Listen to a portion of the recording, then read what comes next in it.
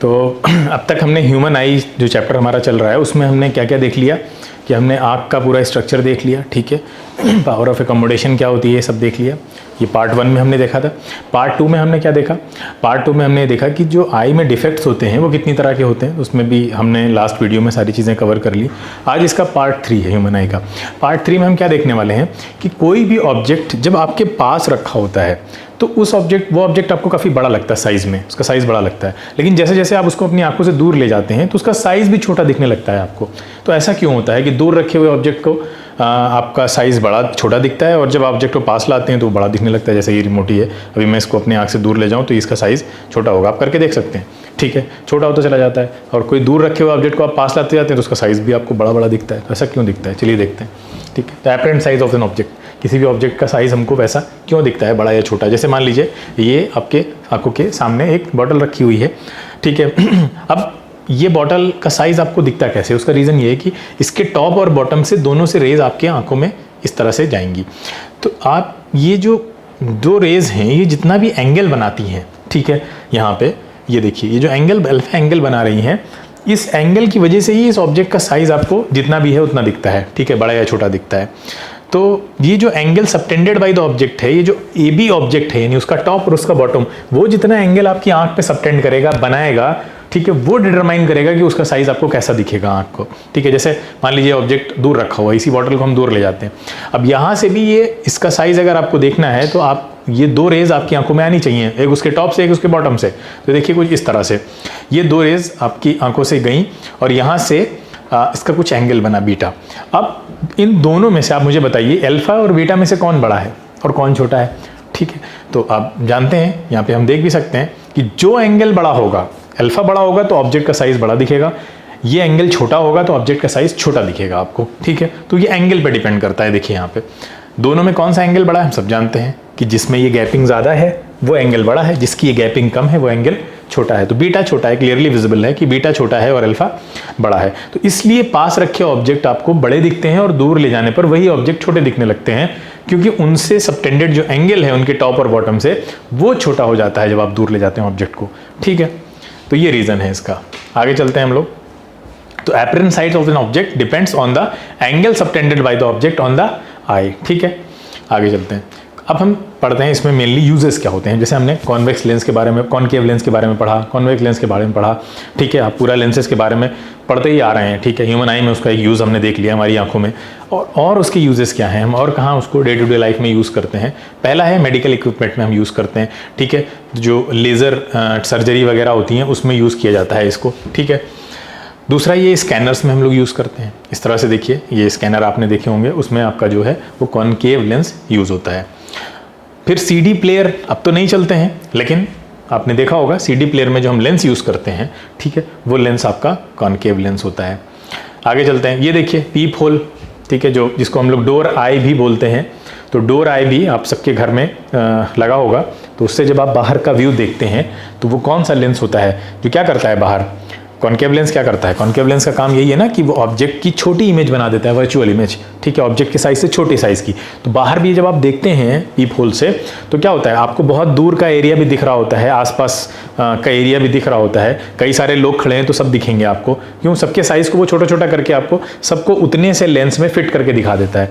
जो काम मिरर में आपका कौन सा मिरर करता है? कॉन्वेक्स मिरर करता है, जिसको आप रियर व्यू मिरर की तरह यूज़ करते हैं कि वो पीछे आ रही गाड़ियाँ, सारी गाड़ियों की इमेज पीछे बना देता है, उनकी छोटे साइज़ की, क्योंकि एक्चुअल बनाएगा तो कैसे सारे आ पाएंगे उसके अंदर, है ना। तो ये कॉनकेव लेंस हम यहाँ पीप होल में यूज़ करते हैं, ठीक है। लेंस इसलिए क्योंकि आर पार आपको देखना है, ठीक है। और क्या यूजेस हैं, और चलते हैं आगे। स्पेक्टेकल्स में ये तो हम देख चुके हैं, अपना पिछले वाले वीडियो में ही हमने देखा था कि हम कहाँ यूज़ करते हैं इसको, मायोपिया में या हाइपरमेट्रोपिया में, गैस करिए कहाँ यूज़ करते हैं इसको। हम यूज़ करते हैं, बिल्कुल सही, हम यूज़ करते हैं इसको आपका जब हमें करीब का ऑब्जेक्ट नहीं दिख रहा होता है, दूर का। ये कैसा लेंस है सबसे पहले याद रखिए। देखिए इसको आई डिफेक्ट्स के मामले में कन्वर्जिंग और डाइवर्जिंग से याद रखिए। ये कैसा है? कॉनकेव डाइवर्जिंग है। डाइवर्जिंग की ज़रूरत कब पड़ेगी? जब कन्वर्जिंग पावर आपके लेंस की बढ़ गई है।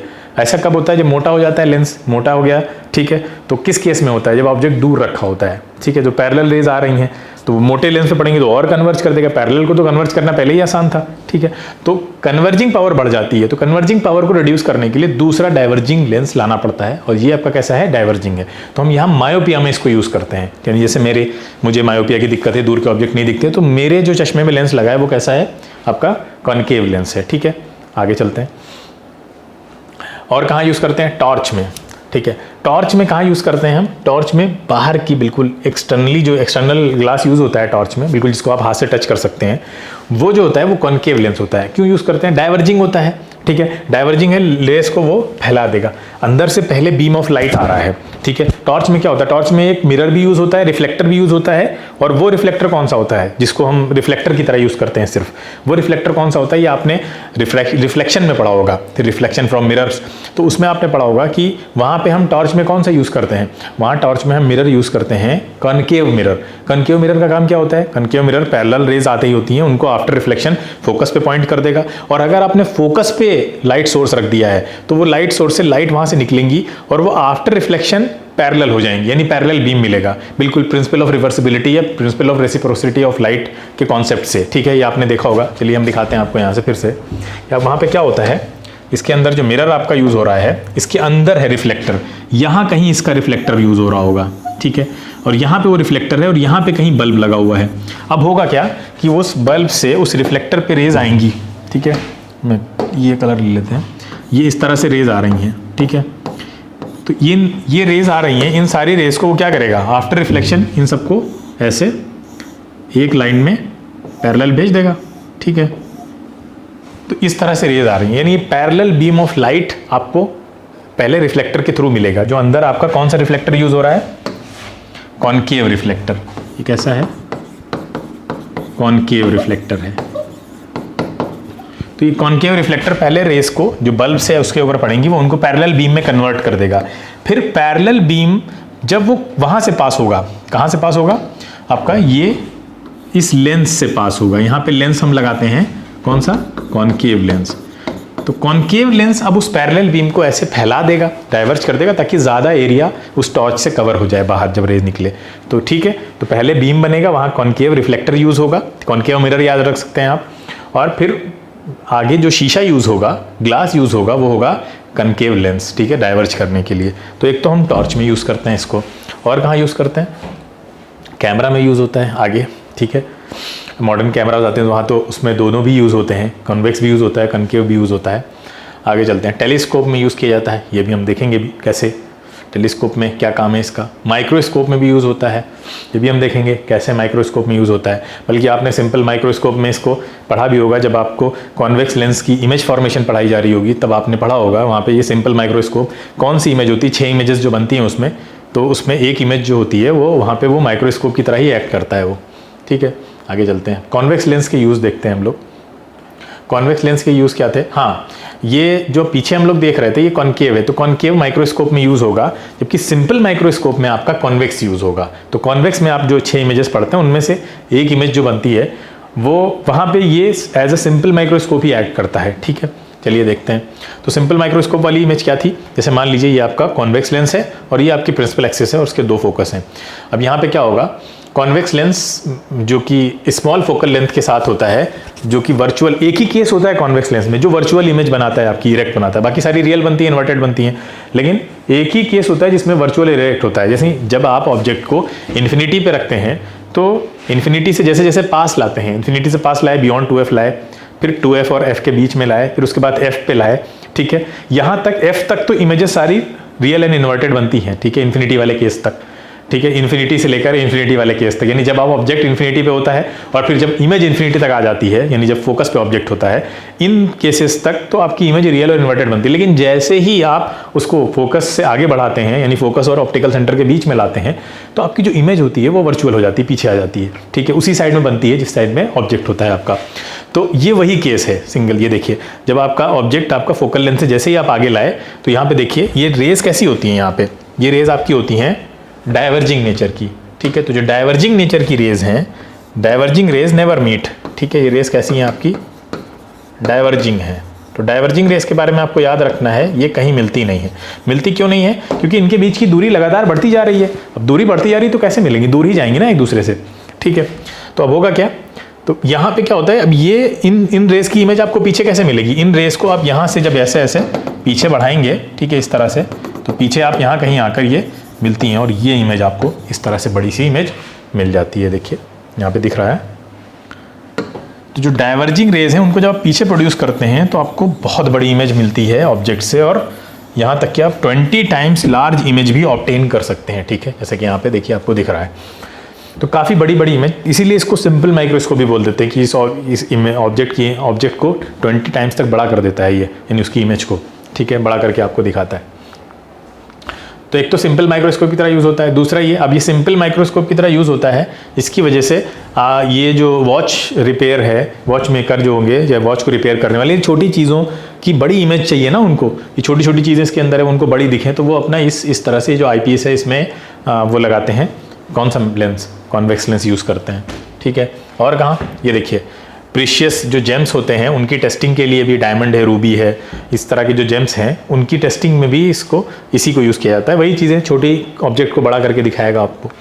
ठीक है, अब आते हैं कंपाउंड माइक्रोस्कोप। सिंपल माइक्रोस्कोप देख लिया हमने, सिंपल माइक्रोस्कोप में ये सारी छोटी चीज़ों को बड़ा करके। अब कंपाउंड माइक्रोस्कोप की ज़रूरत क्यों है, क्योंकि और बहुत सारी ऐसी चीज़ें हैं जिसमें सिंपल माइक्रोस्कोप काम नहीं करेगा। जैसे आप स्किन सेल्स आपको देखने हैं, तो स्किन सेल्स अगर आप देखना चाहते हैं तो कंपाउंड माइक्रोस्कोप से आप नहीं, सिंपल माइक्रोस्कोप से आप नहीं देख सकते हैं। ठीक है, इसी तरह से जैसे कि मान लीजिए कॉर्क है, ये प्लांट सेल है, अगर आपको प्लांट सेल को एनालाइज करना है किसी कॉर्क की बार्क से, ठीक है, तो उसको देखने के लिए भी आपको कंपाउंड माइक्रोस्कोप की ज़रूरत होगी। ठीक है, तो इस तरह की बहुत सारी चीज़ें हैं जिनको आप सिंपल माइक्रोस्कोप से नहीं कर पाते हैं, तब आपको वहाँ पे कंपाउंड माइक्रोस्कोप की ज़रूरत होती है। ठीक है, तो चलिए देखते हैं इसमें क्या होगा। एक ऑब्जेक्टिव लेंस होगा, ठीक है, कंपाउंड माइक्रोस्कोप में, और एक आपका आईपीस होता है। यानी यहाँ पे हम दो, कंपाउंड का मतलब ही होता है जिसमें हम एक से ज़्यादा कोई चीज़ यूज़ करते हैं, तो वहाँ पे वर्ड कंपाउंड यूज़ करते हैं। अब देखिए, छोटा जो लेंस है उसकी फोकल लेंथ छोटी होती है, इसलिए उसको हम छोटा बोलते हैं, साइज भी छोटा होता है, यानी क्रॉस सेक्शन भी छोटा है उसका। और जो दूसरा आईपीस है वो लेंस बड़ा होता है, लार्जर फोकल लेंथ होती है, और उसका साइज भी यानी क्रॉस सेक्शन भी बड़ा होता है। ठीक है, आगे चलते हैं। अब यहाँ पे देखिए, ये कुछ इस तरह का दिखता है आपका जो कंपाउंड माइक्रोस्कोप है। अब इसमें लेंस लगे कैसे होते हैं वो भी देख लेते हैं हम लोग। अब आई पीस बड़ा है, यानी आपकी आंख के पास जो लेंस रहेगा उसको आई पीस बोल रहे हैं, और वो बड़ा होता है साइज में, उसकी फोकल लेंथ भी बड़ी होती है। ठीक है, दूसरा जो ऑब्जेक्ट के पास लेंस होता है उसको हम ऑब्जेक्टिव बोलते हैं, और वो छोटा होता है, जैसे ये छोटा दिख रहा है आपको, और उसकी फोकल लेंथ भी छोटी होती है।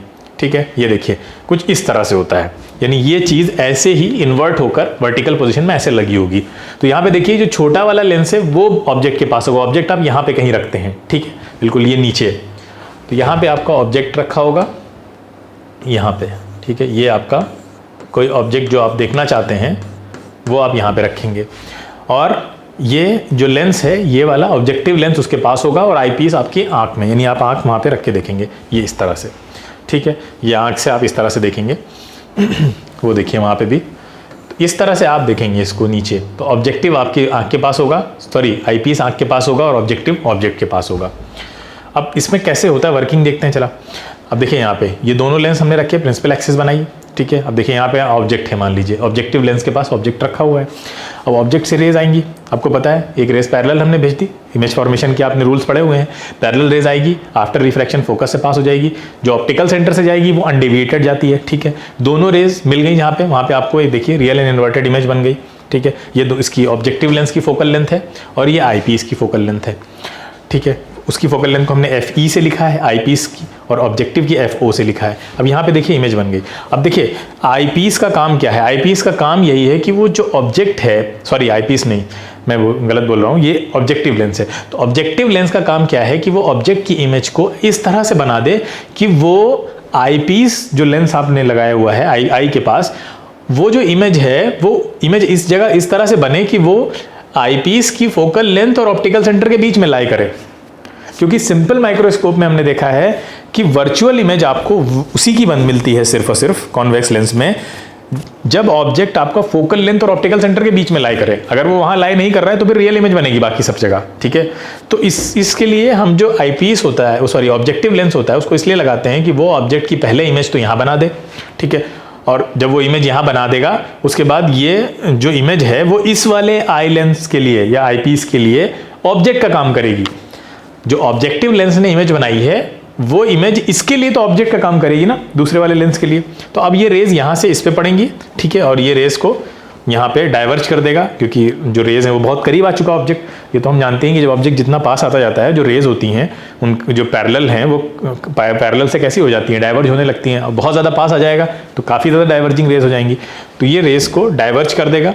जब रेज को डाइवर्ज कर देगा तो उन डाइवर्जिंग रेज की इमेज, रियल इमेज तो मिलनी नहीं है हमको, आगे वो कहीं मिलेंगी नहीं, तो उनको पीछे प्रोड्यूस करेंगे हम, ठीक है। ये देखिए इस तरह से उन रेज को आप पीछे प्रोड्यूस करते हैं और ये देखिए कितनी बड़ी इमेज आपको इसकी मिल जाती है, ठीक है। काफ़ी एनलार्ज्ड इमेज आपको यहाँ पे मिल जाती है, वर्चुअल इमेज, ठीक है। तो आपका कंपाउंड माइक्रोस्कोप कुछ इस तरह से काम करता है। यहाँ पे हमें 2 लेंस की ज़रूरत पड़ती है, ठीक है। पहला लेंस जो इमेज बनाएगा वो दूसरे लेंस की ऑब्जेक्ट बन जाएगी और फिर वो उनको उसकी एक बड़ी इनलार्ज्ड इमेज आपको मैग्नीफाइड इमेज दे देता है, ठीक है। चलिए अब टेलीस्कोप भी देख लेते हैं हम लोग कि टेलीस्कोप कैसे काम करता है। टेलीस्कोप की ज़रूरत क्यों पड़ी? अब आप सब जानते हैं कि जो माइक्रोस्कोप है उससे जो छोटी चीज़ें हैं उनको बड़ा दिखाता है वो। टेलीस्कोप का काम क्या होता है, जो टेली यानी दूर की जो चीज़ें हैं, यानी जैसे प्लैनेट्स हैं, प्लैनेट्स की जो पिक्चर्स हम देखते हैं, ठीक है, वो कैसे हमको दिखाई देती हैं। आपको पता है कि एक बड़ा सा टेलीस्कोप है जो आपका जो अर्थ है उसकी ऑर्बिट में लगातार घूम रहा है, ठीक है, और वहीं से वो सारी इमेजेस जो आप देखते हैं, गूगल पे सर्च करते हैं, वहीं से वो सारी इमेजेस लेकर आपको भेजता है और उसी से आप सारी चीज़ें देखते हैं। तो जो दूर की चीज़ें हैं, जो प्लैनेट्स वगैरह हैं, उनकी इमेज को देखने के लिए हमें टेलीस्कोप की ज़रूरत पड़ी, ठीक है। तो देखते हैं टेलीस्कोप कैसे काम करता है, ठीक है। ये देखिए इसमें क्या होता है, इसमें एक ऑब्जेक्टिव लेंस होगा और ऑब्जेक्टिव लेंस बड़ा होता है। कंपाउंड माइक्रोस्कोप में ऑब्जेक्टिव लेंस छोटा था, यहाँ पे उल्टा हो गया। ऑब्जेक्टिव लेंस बड़ा होगा, उसकी फोकल लेंथ बड़ी होगी, क्रॉस सेक्शन भी बड़ा होगा, और दूसरा जो आई पीस होगा वो छोटा होता है यहाँ पे, ठीक है। उसकी फोकल लेंथ भी छोटी होगी और आपका जो क्रॉस सेक्शन है वो भी छोटा होगा, ठीक है। अब देखिए ये होता है टेलीस्कोप। ये इस तरह से टेलीस्कोप में ये दोनों लेंस फिट होते हैं, ठीक है। आगे वाला बड़ा होगा, ठीक है, जो आपका ऑब्जेक्टिव कहलाएगा, और यहाँ पे आई पीस छोटा होगा। अब यहाँ पे देखिए जो आँख के पास होगा।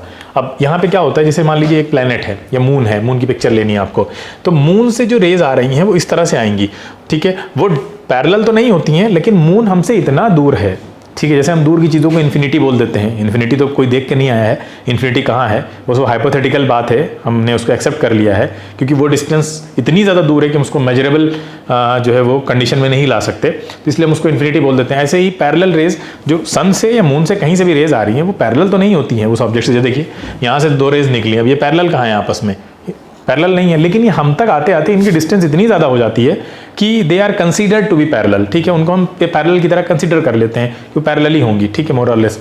तो अब देखिए ये रेज जब आप तक पहुंचेंगी तो कैसा होगा। यहाँ पे देखिए टेलीस्कोप है आपका, और ये देखिए प्रिंसिपल एक्सिस हो गई। प्रिंसिपल एक्सिस के बाद आपका यहाँ पे ये रेज आ रही हैं, देखिए ये रेज इस पे पड़ रही हैं। अब आपने ये पढ़ा होगा कि जब लेंस पे जो पैरेलल रेज हैं वो इस तरह से आती हैं, देखिए यहाँ पे मैं बता रहा हूँ, 2 केसेस आपने पढ़े होंगे कॉन्वेक्स लेंस में, ठीक है। ये कलर नहीं दिख रहा होगा, ठीक है, मैं दूसरा कलर ले लेता हूँ, ब्लैक ले लेता हूँ।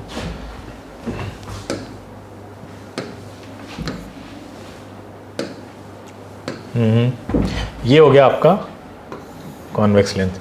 कॉन्वेक्स लेंस में आपने पढ़ा होगा कि अगर प्रिंसिपल एक्सिस के पैरेलल रेज आ रही हैं, अगर रेज कैसी हैं, प्रिंसिपल एक्सिस के पैरेलल हैं, तब तो वो आफ्टर रिफ्लेक्शन फोकस पे मिल जाती हैं, हम सब जानते हैं, ठीक है। पॉइंट इमेज बनती है, पॉइंट साइज इमेज बनती है, आपने पढ़ा होगा।